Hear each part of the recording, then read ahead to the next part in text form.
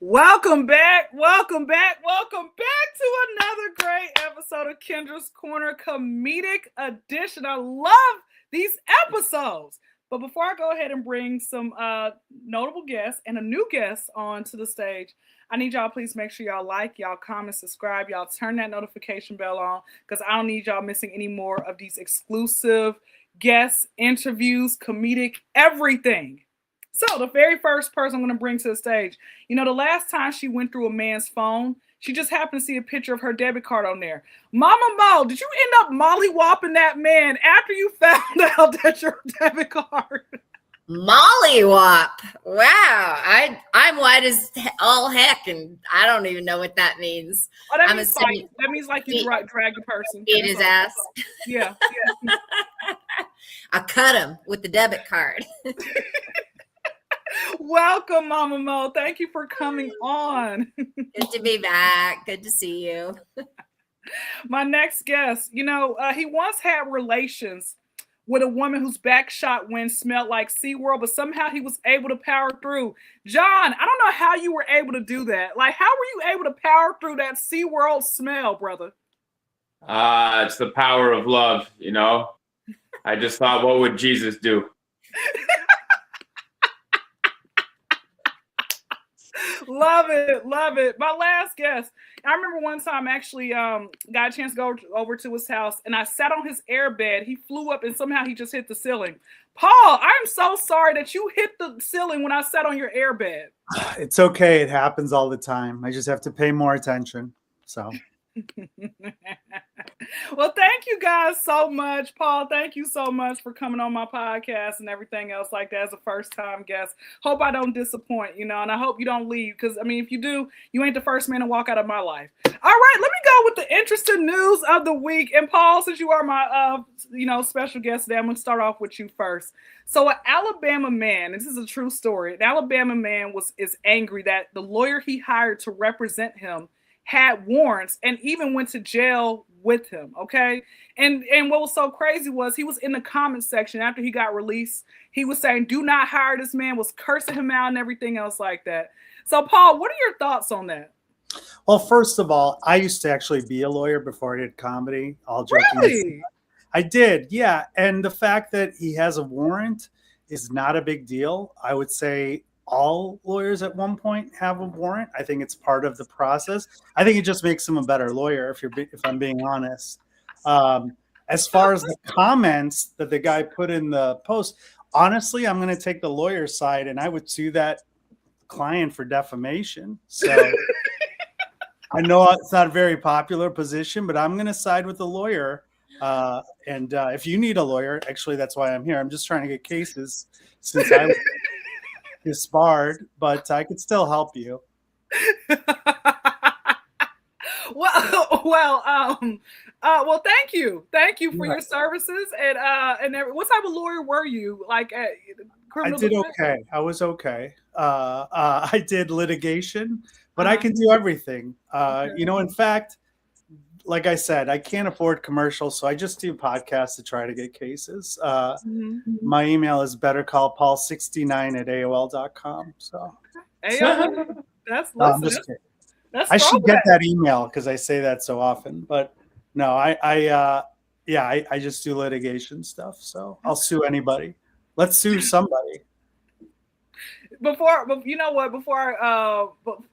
come to Mama Mo, hey, listen, I've tried doing the whole lawsuit thing, and I see why folks fight you in the street because it just takes too long, and then you got to sit here and pay, and then like, bro, if my lawyer doesn't do a good job, then it's up from there. Mama Mo, what are your thoughts on the Alabama man having a lawyer to have warrants? As Homer Simpson would say, dope. I think, it's not I get the warrants thing, but that's really awkward when you're both going to jail. It's kind of like, okay, you have, I'm assuming he knew he had warrants and he knew if he would step into, I guess, or he didn't, I don't know. That leads to the not great attention to detail for this attorney to not know that he has warrants. But I did look on Instagram and I did comment because I'm an asshole. Because they had a picture. costuming of the attorney, and he was like in this suit, and I Yeah. just yeah, from Men's Warehouse to the jailhouse. That's pretty much how he looked. He was like leaning on a car. So, I mean, I would be furious. Of course, I'd be furious. But Have you ever dated someone or was getting to know someone and didn't realize that they had warrants? Like you found out later on?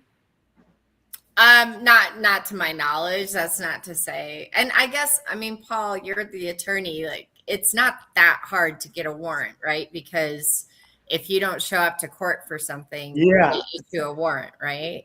Technically, or there's issues like, let's just say, completely hypothetical, obviously, you get a speeding ticket in Indiana going 100 miles an hour in a 55, and the cop tells you that it's just a regular speeding ticket, but then you later find out that there's a warrant for your arrest because it's considered reckless driving. Any lawyer, not me, but other lawyers that this has happened to on May 27th in Hammond, Indiana, it's very common. Like, we don't know until a lawyer friend of yours contacts you and says, hey, Paul, or whatever your name is, you're wanted by the Hammond, Indiana police. Can I just point out that Paul has more attention to detail in his hypothetical than this attorney had going to court? I'm just making that point. Again, it's a complete hypothetical and complete, but so full of robust detail. yeah, details are important in comedy. When you're making up a story that's 100% not true. And in law, I imagine.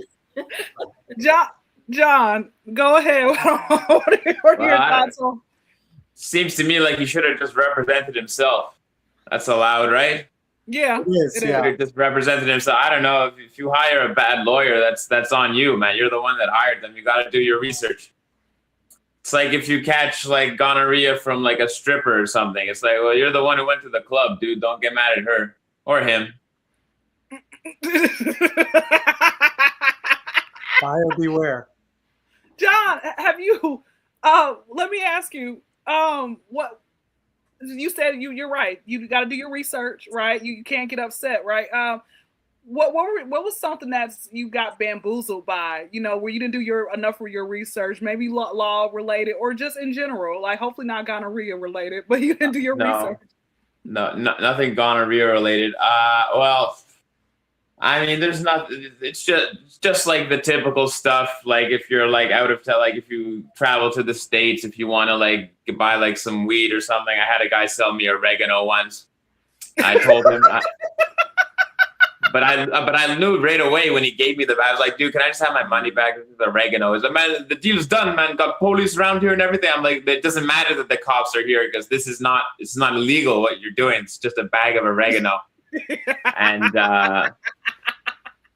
anyway, so he wouldn't give me my money back. I still rolled it up and took one puff just to like be certain, and it was yeah. You can tell right away. It tastes spicy. He started doing this. He's like, yeah, exactly. It's oregano. You know what? Hold on, before I go to the random Paul, and I'm gonna come back to you, Paul. It reminds me. So I went to Orlando, right? And this is, you know, I used to be a podcast whore, right? Like I thought I was gonna make it on Joe Rogan because I was doing all these podcasts, but I didn't make it anywhere. So joke's on me, right? So I spent all this money went to Orlando. And so this guy who I used to work with lived out there. He's like, oh, I'll get you some weed. It's going to be the best. He's over here overselling. I took his word because I thought me and him, he was honest, right? He's like a used car salesman. He wasn't. The weed, it was weed, but it was like the bottom of the barrel, the worst thing. Probably go get some grass, you know, and oregano. And it was horrible. And I'm like, well, that's my fault, right? I can't get my money back now. Can't do that. Well, that's it. Like at the end of that experience, I was like, well, this is kind of my fault. Like I created this situation, you know? Mm-hmm. I could have been a little bit more diligent than just asking whoever I see on the streets of New York at 3 a.m. I was asking for it. What were you wearing, John? But probably something very similar to what I'm wearing right now. Oh, you were asking for it for sure. Yeah, I was asking for it. You're a bad bunny. Exactly. I'm a very bad bunny. Coming off the top rope. I love it. So, Paul, that goes with our random poll, right? Have you ever paid somebody for a service and instantly regret it? All the time. All the time. Yeah. Before I learned how to, edit clips and stuff on my own, I used to hire people, and it was like, those reels you see of people like, I hired Gen Z to make my thing. That literally happened to me, where they didn't even like spell my name right. I'm like, the email I sent you has my name. Like, there's one L in Paul. It's not even my last name. Like, so yeah, I mean, things like that. I've learned you can't rely on anyone. And if you don't do your research, all the time it takes to like find someone that's good, whether it's a lawyer or anything like that, it's just like, just go to law school. That's what I tell the guy, that it's only 3 years. Yeah. Only 3 years. Okay. Mm-hmm. Okay. 6 if you're Kash Patel, but that's a whole different story. I'm sure he's bought some not great Coke. Something that did something to his eyes. I don't know. I know. He's probably on really bad cocaine all the time. Yeah, all the time, yeah. So Paul, let me ask you, when you said that Gen Z and they spelled your name, was that your final strike where you're like, I got to learn to edit myself? What was your final strike where you said, I'm not paying y'all no more? I just kept, things like that would happen. I don't learn. Unfortunately, I don't learn very quickly. I always like wait until like the very, like, that should have been the first straw or the last straw, but I was like, oh, maybe she'll get it right the next time. But like, yeah, it took me a long time, and I was like, I just got to learn how to do stuff on my own. Mm-hmm. So that's what I do now. Even like anytime I get hit up every day from people like, hey, I can make your post. I'm like, yeah, nice try, buddy. Oh, Mama Mo, what about you? What's the service that you paid for and instantly regretted? Oh, honestly, I'm probably right there with Paul with 2 L's. There's so many that just, it's amazing. But you know what? When I read the poll, it reminded me of an incident. I didn't pay, but I regret still to this day. And mind you, I was a teenager. A friend of mine, a family friend, asked me to be in her wedding. Mm-hmm. And I think I was like maybe 15 years old. And she's like, will you come to the florist with me to pick out flowers and book the florist? And I was like, sure. And as we're walking in, I noticed that there was somebody there talking to an employee, just absolutely livid about how they had screwed up her wedding and whatever. And my friend didn't hear it. And I was too shy to say anything. And I was too shy to be like, hey, I just heard this and anyhow. So I didn't say anything. And I'm not joking. To this day, I regret not saying anything. Yeah. Because quite literally, she booked the florist. There were no flowers at her wedding. Luckily, she had decided completely independently that she would buy like fake bouquet flowers as mementos for us. Mm-hmm. So we had like the fake flowers. Ceremony's over. We're all out in the church parking lot. This white van speeds up, stops at the front door. This like sweaty florist jumps out, is like, I'm so sorry. I'm here with the flowers. And they had just basically a box of thrown together flowers. Now, 15-year-old Mo was like, oh, goodness.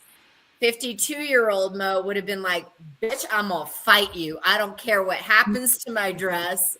I am going to shove these flowers down your throat and you are going to give me all my money back. So it didn't happen to me, but it's literally a lifetime regret of mine that I didn't say something. Oh, what about her? Did you ever tell her like later? I knew I did. I told her like many, many years later. I was just like, I regret it because I heard it. She's like, you did? You should have said something. I'm like, girl, I know I should have. Yeah, I was, oh man. It's like, it's okay. I know. It all worked out and it was great. And you always need a story from your wedding about how something No, you do. And they're still married to this day? That's what I was going to say. No, yeah, no, they're a great couple. They came to my wedding and they also came to my divorce. By the way, not to go off on a tangent, but just FYI, because I told her my story years later and it was just, ha ha ha, the flowers got screwed up. They told me after I was getting divorced, they're like, yeah, it was really weird because the music started and we walked by your dad and we were like, okay, Dad, are you ready to give your baby girl away? And he goes, Eastern European, he goes, oh, this is going to end in divorce. I'm like, should have told me sooner. So we all have regrets. Beautiful answer. Or regrets. John, close us out. What would you say, John? Well, what about the wedding situation? Or a service that you paid for and then you instantly regret it? Well, I have the reverse. I used to have a student painting job with a friend of mine, and the guy who was running it, he got hired to, this lady she had like a $4 million house. I don't know why she had student painters, but for some reason she did. She wanted us to like redo like her railings, which is no problem.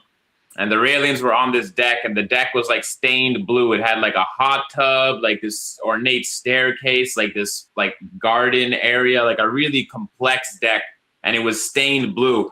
And she's like, she asked the guy, not me or my friend, the manager, she's like, could you guys make this look like varnished wood? And he's like, oh yeah, no problem.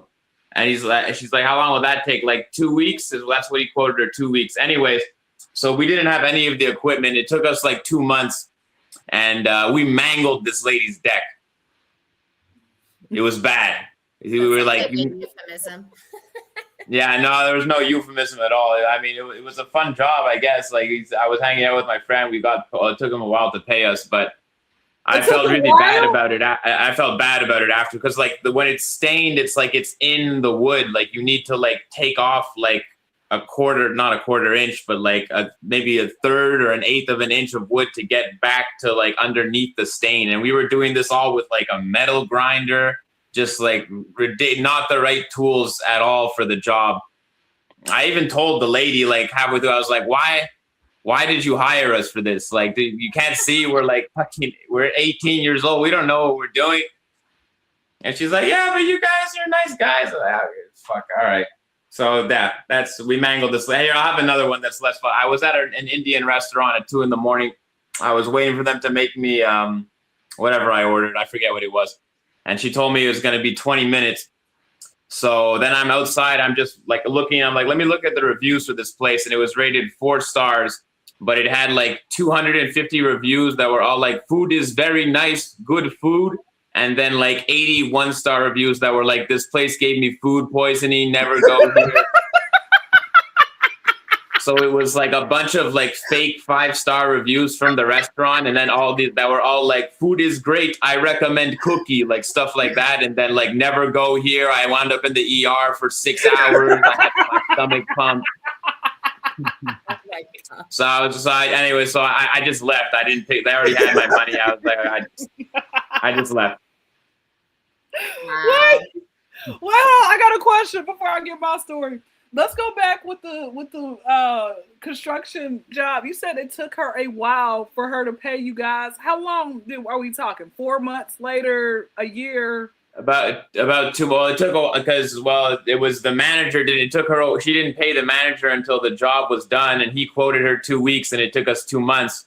So it took him about 3 months to pay us from the time we started, which is a while. That's a while. Paul, let me ask you. Have you ever had a job, something like that, where it took them a long time to finally pay you your money where you're like, at this point, I don't care?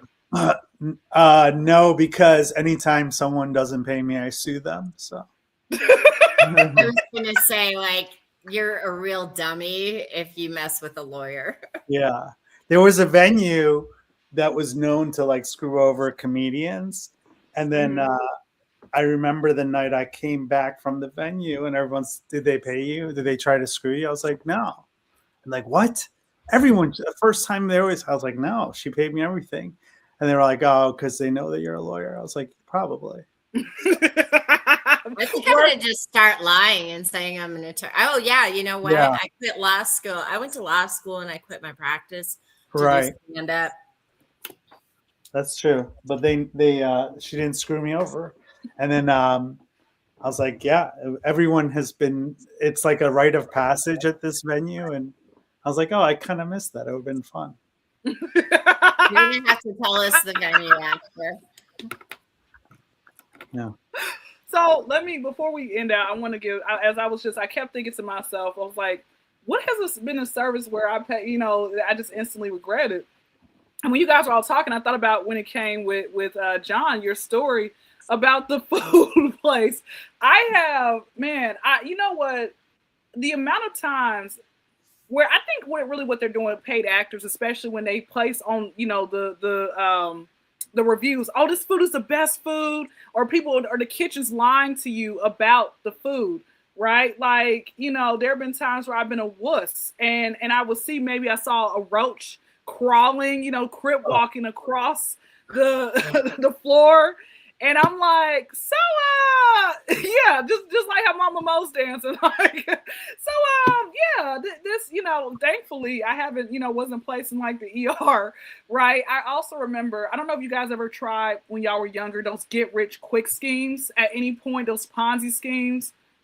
It was this one woman and she claimed she had 3 cars, right? She's like, oh, I got 3 really, really nice cars. The cars that she had, guys, these were like old beat up Pintos. Like, think of like the Sanford and Son type of car that's just broken down, right? These were her cars, right? But I was so foolish because I'm like, oh, she's like, oh, I can sit here and turn your life into being a millionaire or whatever else it may be. You just got to basically, however many, whatever the product was, however many you sell that, then you can get a revenue off that. Well, my mother, thank God for parents who care. Okay, not everybody's fortunate, but thank God I had a parent who cared. My mother realized that this woman was a scam.